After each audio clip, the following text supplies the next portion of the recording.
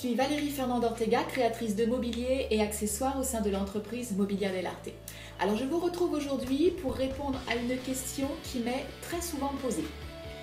Pourquoi je ne peux pas réaliser de fauteuil club lorsque je commence une formation de création mobilier en carton? Pourquoi je suis obligée de passer par la fabrication d'un chevet ou d'une petite colonne bibliothèque avant de faire ce fauteuil que je veux réaliser, et il n'y a que ça qui m'intéresse? Alors, je sais que ce fauteuil club vous intéresse grandement, mais il y a deux raisons pour lesquelles je vous dis non, il ne vaut mieux pas. Donc la première raison, elle est technique. Donc, je vous ai expliqué dans une vidéo précédente qu'il y avait 4 techniques de fabrication de mobilier carton. La première étant la plus simple, qu'on appelle la technique des traverses.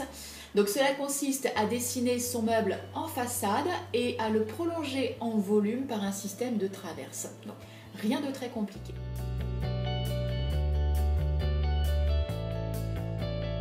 Le fauteuil club, lui, fait appel à la technique des profils croisés. Donc ça veut dire que nous allons avoir besoin de 2 dessins. Donc 2 dessins de formes différentes. Et en fait, ces 2 profils vont venir se croiser pour commencer à faire le volume de votre fauteuil club.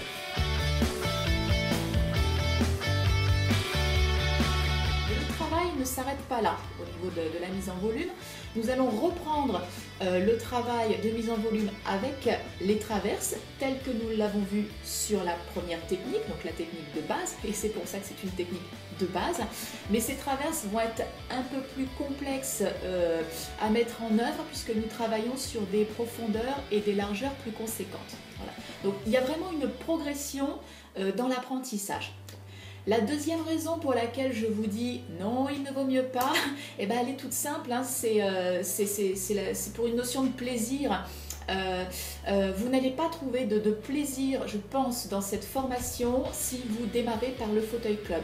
Pourquoi? C'est très simple, la technique de base, votre meuble, vous allez le monter, le mettre en volume en 3D en une demi-journée. Enfin, dans la journée, il est debout, vous voyez, vous avez le volume. Les étapes sont très morcelées, donc c'est très encourageant et vous comprenez comment ça fonctionne. Voilà.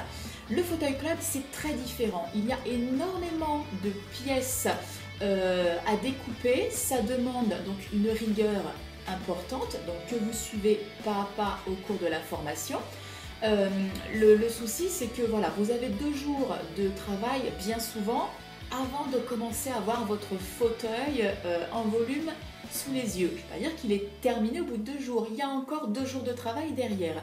Mais voilà, rien que voir le volume, même pour ceux qui ont déjà fait un stage de base, me disent « Ah, ça y est, oui, je comprends, je comprends. » Donc voilà, c'est pour ça que je vous dis, il est vraiment important simplement de savoir marcher avant de vouloir courir, et c'est vrai dans tout apprentissage. Donc après, je dirais que la décision vous revient. Si vraiment vous avez envie de faire que du fauteuil, eh bien vous appliquerez bêtement la technique que je vous enseignerai. Après, c'est vrai que c'est dommage, je trouve, de se passer d'un apprentissage de base qui vous permet de digérer la suite et en plus d'être beaucoup plus autonome chez vous par la suite, puisque rien qu'avec cette technique de base, vous faites 80 à 90% des meubles. Donc voilà pourquoi je ne vous conseille pas de réaliser un fauteuil club quand vous démarrez la création mobilier en carton. Commencez par les bases. Il y a quelque chose qui est très important pour moi en fait quand vous venez en formation, c'est j'aime que vous compreniez pourquoi vous faites les choses et j'ai à cœur de répondre à toutes vos questions. Et donc justement la deuxième raison, c'est que pour moi il est aussi très important que vous ayez du plaisir à être là et à faire. Et finalement le plaisir il est là quand les choses vous semblent simples, et finalement les choses sont simples quand on les aborde pas à pas, toujours progressivement.